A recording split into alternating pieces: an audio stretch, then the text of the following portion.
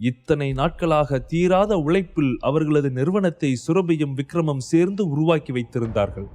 இந்த நேரத்தில் நோகாமல் வந்து சுரபி உருவாக்கி வைத்திருக்கும் ஜுவல்லரிக்கு எல்லாம் புருஷோத்தமன் குரூப்ஸ் பெயரை பயன்படுத்த வேண்டும் என்று கேட்க வந்திருக்கிறார்களா என்று நினைத்த சுரபிக்கு அவர்களை நினைத்து வெறுப்புதான் வந்தது. சுரபிமா, அவங்க முன்னாடி நடந்ததெல்லாம் மறந்துட்டு நம்ம வீடு தேடி வந்திருக்காங்க. அவங்கள பார்க்காம இருந்தா அது நல்லா இருக்காது. அந்த குடும்பத்திலிருந்து எல்லாருமே வந்திருக்காங்க. தீனதயாளன், யஷ்வந்த் கூட உன்கிட்ட மன்னிப்பு கேட்கணும்னு நினைக்கிறாங்க. சங்கர், கிருத்திகா கூட உனக்காக கிஃப்ட் எல்லாம் வாங்கிட்டு வந்திருக்காங்க. வீடு தேடி வந்தவங்கள பார்க்காம இருந்தா அவ்வளவு நல்லா இருக்காதுமா என்று சொன்னார் சரவணன். அதை கேட்டதும் சுரபி சிறிது நேரம் யோசித்தபடி ஒரு ஆழ்ந்த பெருமூச்சை விட்டுக்கொண்டு சரவணனுடன் கீழே ஹாலுக்கு சென்றார். அவளை பார்த்தவுடன் சுரபியின் பெரியப்பா தீனதயாளன் சிரித்துக்கொண்டே எழுந்தார். மாடி சுரபி, எப்படிமா இருக்க? பார்த்து எவ்வளவு நாள் ஆச்சு. இந்த பெரியப்பா அந்த நேரத்துல ஏதோ புத்தி கெட்டு நடந்துகிட்டேன், அதெல்லாம் பெருசா எடுத்துக்காதம்மா. எல்லாத்தையும் கேள்விப்பட்டேன். உன்னோட கம்பெனி இப்போ ஓஹோன்னு வளர்ந்துட்டு இருக்கு. மும்பைல புதுசா ஒரு பிரான்ச் வேற ஓபன் பண்ணியிருக்கீங்க. அதையெல்லாம் கேள்விப்பட்டப்போ எனக்கு எவ்வளோ சந்தோஷமா இருக்கு தெரியுமா? உண்மையிலேயே உன்னோட ஹார்ட் ஒர்க் பத்தி வார்த்தையில சொல்ல முடியாது. இது எல்லாமே நம்ம புருஷோத்தமன் ஃபேமிலிக்கு கிடைச்ச வெற்றி மாதிரி தான். இந்தா, உனக்காக இந்த பெரியப்பா ஒரு கிஃப்ட் வாங்கிட்டு வந்திருக்கேன் என்று சிரித்துக்கொண்டே கொடுத்தார். சுரபி அவர் பேசியதற்கு எந்த ரியாக்ஷனும் கொடுக்காமல் அவர் கொடுத்த கிஃப்டை வாங்கி அருகில் இருந்த ஒரு டேபிள் மீது வைத்தாள். சுரபி, மும்பைல ஒரு பிசினஸ் ஆரம்பிக்கிறதுங்கிறது சின்ன விஷயம் கிடையாது. ஆனா நீ அங்க போய் பெருசா ஒரு ஜுவல்லரி பிரான்ச் ஓபன் பண்ணியிருக்கிறது ரொம்ப பெரிய விஷயம். உன்னோட மனசு மாதிரியே அந்த கம்பெனியும் நல்லபடியா ரன் ஆகணும் என்று யஷ்வந்த் பாசமாக சிரித்தபடியே சொன்னார். அவர்கள் அனைவருமே ஒரு நாள் சுரபியின் குடும்பத்தை குறிவைத்து பல அவமானங்களை ஏற்படுத்தினார்கள். ஆனால் இப்போது எல்லாவற்றையும் மறந்து அவர்களுக்குள் ஒரு நல்ல உறவு இருப்பதாக உணர்கிறார்கள். ஆமா சுரபி, இந்த தடவை நிஜமாவே புருஷோத்தமன் ஃபேமிலியோட கௌரவத்தை நீ மேல கொண்டு வந்துட்ட. சென்னையில நம்ம புருஷோத்தமன் குரூப்ஸ் ஜுவல்லரி இப்போ நம்பர் 1 பிளேஸுக்கு வந்துடுச்சு. ஆனா இது நம்ம நாட்டுல இருக்கிற யாருக்கும் அபிஷியலா இன்னும் தெரியாது. இந்த நேரத்துல உன்னோட தாத்தா இருந்திருந்தாருன்னா ரொம்ப சந்தோஷப்பட்டிருப்பாரு. நீ மும்பைல ஜுவல்லரி ஷாப் ஓபன் பண்ணது, உன்னோட கம்பெனிய ஜுவல்லரி கம்யூனிட்டி லிஸ்ட்ல ஆட் பண்ணன விஷயம் எல்லாம் அவர் பார்த்திருந்தா உண்மையிலேயே ரொம்ப சந்தோஷப்பட்டிருப்பார். உண்மையிலேயே நம்ம குடும்பத்துல உனக்கு இருக்கிற அளவுக்கு திறமை வேற யாருக்கும் கிடையாது. ஒரு தனியாளா, அதுவும் பொண்ணா இருந்துகிட்டு நீ இந்த அளவுக்கு முன்னேறி இருக்கிறது ரொம்ப பெரிய விஷயம். உன்னை நினைக்கும் போது எங்க எல்லாருக்குமே ரொம்ப சந்தோஷமா இருக்கு என்று புருஷோத்தமனின் குடும்பத்தில் இருந்த எல்லோருமே சுரபியை புகழ்ந்து தள்ளினார்கள். இப்போது அவர்கள் அனைவருமே சுரபியை தன் குடும்பத்தின் நாளாக பார்க்க ஆரம்பித்தார்கள். சுரபி அவர்கள் அனைவரையுமே மிகவும் அலட்சியமாகவும் முகத்தில் எந்தவித ரியாக்ஷனும் இல்லாமல் பார்த்து கொண்டு நின்றாள். அவர்கள் எல்லோரையும் நினைக்கும் போது அவளுக்கு உண்மையிலேயே மிகவும் வெறுப்பாகவும் அருவருப்பாகவும் இருந்தது. ஆனால் அவர்களை பொறுத்த வரைக்கும் சுரபி எல்லோரையும் சுலபமாக கவர்ந்திருந்தாள். கடைசியாக அவள் விக்ரமுடன் மும்பைக்கு கிளம்பி செல்லும் முன்பு தீனதயாளனும் யஷ்வந்தும் சேர்ந்து உருவாக்கிய புருஷோத்தமன் ஜுவல்லரி குரூப்பின் திறப்பு விழாவின் போது அவர்கள் எல்லோரும் சேர்ந்து சுரபியின் குடும்பத்தை கேலி செய்து அவமானப்படுத்தினார்கள். அவர்கள் எல்லோருமே சுரபியின் குடும்பத்தின் மீது மிகவும் கொடூரமாக நடந்து கொண்டார்கள். மொத்த குடும்பமும் அவர்களை கேலி செய்தது மட்டுமில்லாமல் புருஷோத்தமன் குரூப்ஸில் இருக்கும் தகுதியே அவர்களுக்கு கிடையாது என்று அவர்களை அந்த இடத்திலிருந்து வெளியே அனுப்பினார்கள்.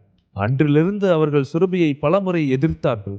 அவள் ஆரம்பித்த புது கம்பெனிக்கு புருஷோத்தமன் குரூப்ஸ் பெயரை வைக்கக்கூடாது என்று சண்டை போட்டார்கள். அதை எல்லாவற்றையும் சமாளித்து சுரபி இன்று இந்த நிலைமையில் வந்திருக்கிறார். விக்ரம் மட்டும் அவளுக்கு உதவாமல் இருந்திருந்தால் சுரபி மும்பையில் இவ்வளவு பெரிய நகை வியாபாரம் செய்திருக்க மாட்டாள். அந்த நிறுவனத்தை உருவாக்குவதற்கு நிறைய பணம் செலவானது என்பது அவளுக்கு தெரியும். ஆனால் அது எல்லாம் எங்கே இருந்து வந்தது என்று கூட அவள் விக்ரமிடம் கேட்கவில்லை. எல்லாவற்றையும் விக்ரம் கவனித்துக் கொண்டாள். இப்போது சுரபி குரூப்ஸ் நல்ல நிலைமைக்கு வந்ததும் அந்த கம்பெனி எதிர்காலத்தில் இன்னமும் முன்னேறி பெரிய இடத்திற்கு சென்றுவிடும் என்று தெரிந்து கொண்ட எல்லோரும் புருஷோத்தமன் குரூப்ஸ் கம்பெனி பெயரில் ஒன்றாக மாற்ற வேண்டும் என்று அவர்கள் நினைத்தார்கள். ஆனால் ரேணுகாவுக்கு அவர்கள் செய்தது எல்லாம் சுத்தமாக மறந்தது. அவர்கள் எல்லோரும் குடும்பமாக வந்து இருப்பதை பார்த்து சந்தோஷத்தில் உயர பறந்து கொண்டிருந்தார். சுரபி, என்ன எதுவும் பேசாம நின்னுகிட்டு இருக்க? இவங்க எல்லோரையும் பார்த்த சந்தோஷத்துல உறைஞ்சு போயிட்டியா? அவங்க எல்லோருமே உன்னை பார்க்க தான் வந்திருக்காங்க. பாரு, உனக்காக எவ்வளோ காஸ்ட்லியான கிஃப்ட் எல்லாம் வாங்கிட்டு வந்திருக்காங்க என்று ரேணுகா சிரித்துக்கொண்டே சொன்னார். ஆனால் சுரபியின் முகத்தில் எந்த ஒரு மாற்றமும் இல்லை. அவள் யாரிடமும் எதுவும் பேசவில்லை. அவளுடைய முகத்தில் எந்த ஒரு ரியாக்ஷனும் இல்லாமல் அமைதியாக இருந்தாள். கொஞ்ச நாளைக்கு முன்னால நமக்குள்ள சில பிரச்சனை நடந்தது உண்மைதான். குடும்பம்னா சண்டை சச்சரவு எல்லாம் வரத்தானே செய்யும். ஆனா இந்த தடவை நாங்க எல்லாரும் சேர்ந்து ஒரு முடிவு எடுத்திருக்கோம். போன தடவை எதனால நமக்குள்ள பிரச்சனை வந்துச்சோ அந்த புருஷோத்தமன் குரூப்ஸோட பேரை உன்கிட்டயே கொடுக்கலாம்னு நாங்க முடிவு பண்ணியிருக்கோம். நீ இனிமே உன் கம்பெனியை ஒரு புது பேர்ல நடத்த வேண்டிய அவசியம் இல்ல, புருஷோத்தமன் குரூப்ஸ் ஆஃப் இண்டஸ்ட்ரீஸ் பேர்லயே நடத்தலாம் என்று தீனதயாளன் சிரித்துக்கொண்டே சொன்னார். அது மட்டும் இல்ல, நம்ம குடும்பத்தோட எல்லாரோட சம்மதத்தோட என் தம்பி சரவணனையும் நம்ம புருஷோத்தமன் குரூப்ஸோட தலைவரா இருக்க வைக்கலாம்னு நாங்க எல்லாரும் முடிவு பண்ணியிருக்கோம் என்று தீனதயாளன் சொன்னார். அதை கேட்டதும் ரேணுகாவுக்கு சந்தோஷத்தை தாங்க முடியவில்லை. சரவணன் நடப்பது எல்லாம் கனவா இல்லை நிஜமா என்ற தோரணையில் அப்படியே உறைந்து போய் நின்று கொண்டிருந்தார். இங்க பாரு சுரபி, இவங்க எல்லாருமே நம்ம ஃபேமிலியோட பெரியவங்க. உன்னோட தாத்தா போனதுக்கு அப்புறம் உன் பெரியப்பா அண்ணா எல்லாரும் தான் உனக்கு சொந்தம். நமக்குன்னு இருக்கிற ஃபேமிலி இது ஒண்ணுதான். இனிமேலாச்சும் நம்ம எல்லாரும் ஒத்துமையா நிம்மதியா இருப்போம். இவங்க உன் மேல எவ்வளவு பாசம் வச்சிருந்தா பழசெல்லாம் மறந்துட்டு உன்னை பார்க்க வந்திருப்பாங்க. சுரபி, அம்மா நான் சொல்றேன், நீ இதுக்கு சம்மதிச்சு தான் ஆகணும். நம்மளோட சுரபி குரூப் ஆஃப் கம்பெனி மறுபடியும் புருஷோத்தமன் குரூப் ஆஃப் கம்பெனியா மாறணும் என்று ரேணுகா சொன்னார். சுரபியின் பார்வையில் எந்த மாற்றமும் இல்லை. அவர்கள் உண்மையிலேயே எந்த நோக்கத்தில் வந்திருக்கிறார்கள் என்று ரேணுகாவுக்கு புரிகிறதா என்று அவளுக்கு தெரியவில்லை. ஒருவேளை குடும்ப தகராறு மூலமா தங்களுக்கு கிடைக்காமல் போன குடும்ப சொத்துக்கள் எல்லாம் இப்போது திரும்ப வரப்போகிறது என்று சந்தோஷத்தில் ரேணுகா இதையெல்லாம் செய்கிறாரா என்று அவளுக்கு தெரியவில்லை. உங்க அம்மா சொல்றது சரிதான், இது எல்லாமே நீ நம்ம குடும்பம். அப்பாவோட சைன் போர்டு திரும்ப கிடைக்க போகிறதுங்கிறதுக்காக நான் அதை சொல்லல. உண்மையிலேயே இந்த ஒரு மாற்றம் நம்ம குடும்பத்துக்கு இப்போ தேவை. எத்தனை நாளைக்கு தான் நீ ஒருத்தையே இவ்வளோ பெரிய கம்பெனியையும் ரன் பண்ணிக்கிட்டு குடும்பத்தையும் பார்த்துக்கிட்டு இருப்ப? நம்ம ஃபேமிலி ஒன்னா சேர்ந்தா ஆளுக்கு ஒரு வேலைன்னு பிரிச்சு பண்ணலாம். குடும்பமும் பழையபடி ஒன்னா இருக்கும். கொஞ்சம் யோசிச்சு பாருமா என்று சரவணன் சுரபியை பார்த்து சொன்னார். எல்லோரும் சொல்வதை கேட்டுக்கொண்டிருந்த சுரபியின் கண்கள் சுழன்றபடி எல்லோரையும் பார்த்து கொண்டிருந்தது. என் அப்பா அம்மா இவ்வளவு சீக்கிரம் மனசு மாறுவாங்கன்னு நான் கொஞ்சம் கூட நினைச்சு பார்க்கல. உண்மையிலேயே இந்த புருஷோத்தமன் ஃபேமிலியோட நோக்கம் என்னன்னு அவங்களுக்கு இன்னும் புரியல. சைன் போர்டை மாத்துறது உண்மையிலேயே அவங்களோட பிசினஸ் மைண்டு தான். இதுல சொந்தம் குடும்பம் பாசம்னு எல்லாம் எதுவும் கிடையாது. என்னோட கம்பெனியை சுரபி குரூப் ஆஃப் கம்பெனின்னு மாத்தினதுக்கு அப்புறம் மும்பையில ஒரு பெரிய கம்பெனியா மாறிடுச்சு. இப்போ அதே மாதிரி அந்த கம்பெனி பேரையும் ஒரு பெரிய பிராண்டா மாத்தணும்னு நினைக்கிறாங்க. உண்மையிலேயே இந்த பேருக்காகவும் புகழுக்காகவும் விக்ரம் நிறைய பணத்தை செலவு பண்ணியிருக்கான். அவனுக்கு இருந்த பெரிய பெரிய கான்டாக்டை எல்லாமே யூஸ் பண்ணி என் கம்பெனியை இந்த நிலைமைக்கு கொண்டு வந்திருக்கான். ஆனா இது எதுவுமே புருஷோத்தமன் ஃபேமிலிக்கு தெரியாது. அவங்களுக்கு இப்போ இந்த கம்பெனியை புருஷோத்தமன் குரூப்ஸ் பேர்ல மாத்தணும், அவ்வளவுதான் என்று சுரபி நினைத்தாள். அதுவரைக்கும் அவர்கள் பேசிக் கொண்டிருந்ததை அமைதியாக கேட்டுக்கொண்டிருந்த சுரபி ஒரு ஆழ்ந்த பெருமூச்சை விட்டுக்கொண்டு, நீங்க என்ன பண்றோம்னு தெரிஞ்சுதான் பண்ணிட்டு இருக்கீங்களா? அவங்க நம்ம குடும்பத்தை எப்படியெல்லாம் தொந்தரவு பண்ணுனாங்கன்னு நீங்க மறந்துட்டீங்களா? அவங்க புதுசா புருஷோத்தமன் குரூப்ஸோட பிரான்ச்சை ஓபன் பண்ணும்போது அவங்க எல்லோரும் உங்களை எப்படி முட்டாளாக்கி வெளியே அனுப்புனாங்கன்னு மறந்துட்டீங்களா என்று தனது அப்பா அம்மாவை பார்த்து கேட்டாள். பிசினஸில் அதிக அனுபவம் பெற்ற சுரபி மனம் மாற வேண்டும் என்று அவளது பெற்றோர்கள் விரும்பினாலும் சுரபி எந்த சூழ்நிலையிலும் தனது கம்பெனியை புருஷோத்தமன் குரூப்ஸ் பெயரில் மாற்ற மாட்டாள் என்பதில் உறுதியாக இருந்தாள். சுரபி ஜுவல்லரி குரூப்ஸ் என்பது விக்ரம் வைத்த பெயர். சுரபிக்காக அவன் எல்லாவற்றையும் செய்தான். அந்த கம்பெனியும் அந்த பெயரும் அவளுக்கு முக்கியமானதாக பட்டது. அதனால் கண்டிப்பாக சுரபி குரூப்ஸ் பெயரை அவள் விட்டுக் கொடுக்க தயாராக இல்லை. சுரபியின் வார்த்தைகளை கேட்டு சரவணனுக்கும் ரேணுகாவுக்கும் அதிர்ச்சியாக இருந்தது. மற்றவர்கள் முன்னிலையில் அவர்களது முகம் அசிங்கமாக மாறியது. இயற்கையாகவே சுரபி தனது மனதிற்கு பட்டதை செய்யக்கூடியவள். தனது அப்பா அம்மா சொன்னால் கூட அவளுக்கு பிடிக்கவில்லை என்றால் அதை ஒருபோதும் செய்ய மாட்டாள். இந்த விஷயத்திலும் அவள் அப்படி சொன்னதும் அவள் மனதை மாற்றுவது என்பது மிகவும் கஷ்டமான விஷயம் என்று அவர்களுக்கு தெரிந்துவிட்டது. சுரபி, இதுக்கு முன்னாடி நம்மளுக்குள்ள சில மனஸ்தாபங்கள் ஆகியிருக்கு, உண்மைதான். போன தடவை நாங்க என் தம்பியை அவமானப்படுத்துறதுக்கு தான் மொத்த குடும்பமா வந்து உங்க முன்னாடி மன்னிப்பு கேட்க ரெடியா இருக்கும். இதுக்கு மேல என்ன வேணும்? இந்த காலத்துல யாருதான் தப்பு பண்ணல என்று சொன்ன தீனதயாளன் மெதுவாக திரும்பி சரவணனை பார்த்தார். சரவணா, போன தடவை நடந்ததெல்லாம் நினைச்சு கவலைப்படாத. எல்லாரும் ஒன்னா உட்காந்து பேசுனா எல்லாம் சரியாகிடும். 1000 தான் சண்டை போட்டாலும் நம்மெல்லாம் ஒரே குடும்பம். நீயும் நானும் அண்ணன் தம்பி, எல்லாத்தையும் மறந்துட்டு ஒத்துமையா இருப்போம் என்று சொன்னார். சுரபி எதுவும் பேசாமல் அமைதியாக இருந்தாள். இந்த நிலைமையில் அவள் சொல்வதை அங்குள்ள அனைவரும் கேட்க விரும்புகிறார்கள் என்று அவளுக்கு புரிந்தது. நீ ரொம்ப நல்ல பொண்ணு சுரபி.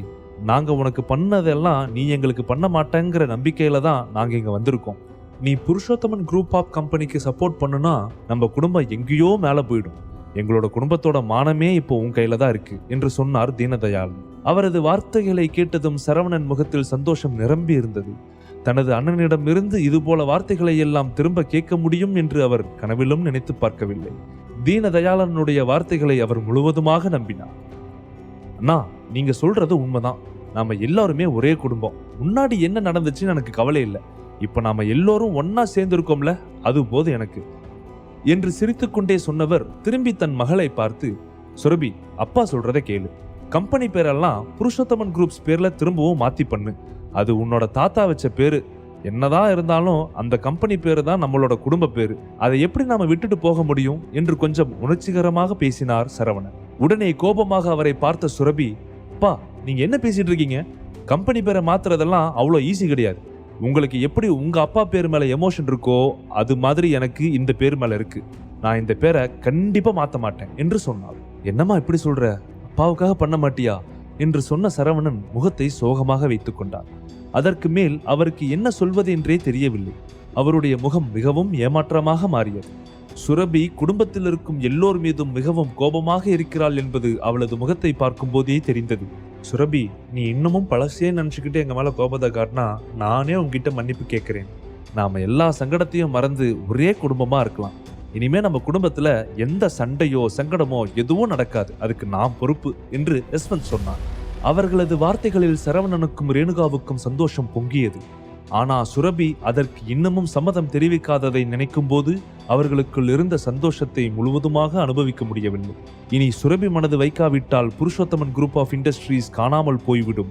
இந்த நேரத்தில் சுரபியை விட்டால் அவர்களுக்கு வேறு வழியே இல்லை. அதனால் மன்னிப்பு கேட்பதை கூட அவமானமாக நினைக்காமல் குடும்பத்தோடு வந்து தன்னை விட வயதில் குறைந்த பெண்ணிடம் மன்னிப்பு கேட்கவும் அவர்கள் தயாராக இருந்தார்கள். இன்னமும் உனக்கு எங்க மேல நம்பிக்கை வரலையாமா? நாங்க இங்க ஒன்னும் பணத்துக்காகவோ சொத்துக்காகவோ புகழுக்காகவோ வரல. நாங்க பண்ண தப்ப மனசார உணர்ந்துதான் உன்கிட்ட பேச வந்திருக்கோம். அது மட்டும் இல்லாம புருஷோத்தமன் குரூப் ஆஃப் கம்பெனியோட பேரு ஒன்னும் எங்களோட தனிப்பட்ட யாரோ ஒரு பேரு கிடையாது.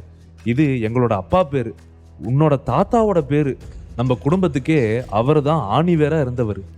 அவருக்கு கீழே அவரோட பேர்ல நம்ம பண்ற பிசினஸ் தான் நம்ம குடும்பத்துக்கு காலத்துக்கும் சொல்ற மாதிரியான பேரையும் புகழையும் ஏற்படுத்தி கொடுக்கும். அதுக்காகத்தான் நான் உங்ககிட்ட வந்து கெஞ்சிக்கிட்டு இருக்கேன். ஆனா உனக்கு இன்னமும் எங்க மேல இருக்கிற கோபம் போகலன்னு உன்னை பார்த்தாலே தெரியுது. நான் உன்னை என்னோட பொண்ணாதான் நினைக்கிறேன். அதனால தான் என்னோட பொண்ணுகிட்ட மன்னிப்பு கேட்கறதால நான் எந்த விதத்திலையும் குறைஞ்சு போயிட மாட்டேன்னு உன்னை தேடி வந்தேன். ஆனா உனக்கு நான் அப்பாவா இல்லைன்னு நடந்துக்கிறதுலயே தெரியுது. பரவாயில்லம்மா என்று சொல்லிக்கொண்டு கண்கலங்கினார் தீனதயாளன். அதை பார்த்து சரவணன் ரேணுகாவின் மனம் உண்மையிலேயே இலகியது. அவர் அழுகிறத பார்த்துமா இன்னமும் உனக்கு அவங்க மேல நம்பிக்கை வரல? யோசிச்சது போது சுரபி. 1000 தப்பு பண்ணாலும் அவங்க நம்மளோட குடும்பம். நாம மன்னிக்காம வேற யாரு மன்னிப்பாங்க? தயவு செஞ்சு சரின்னு சொல்லு என்று சரவணன் சுரபியின் அருகில் வந்து மெதுவாக சொன்னார். சுரபி வழக்கம் போல அவரது அழுகைக்கெல்லாம் அசராமல் அமைதியாக நின்று கொண்டிருந்தாள். முழு கதையையும் கேட்டு மகிழ பாக்கெட் FM ஆப்பை டவுன்லோட் செய்யுங்கள். லிங்க் டிஸ்கிரிப்ஷனில் கொடுக்கப்பட்டுள்ளது.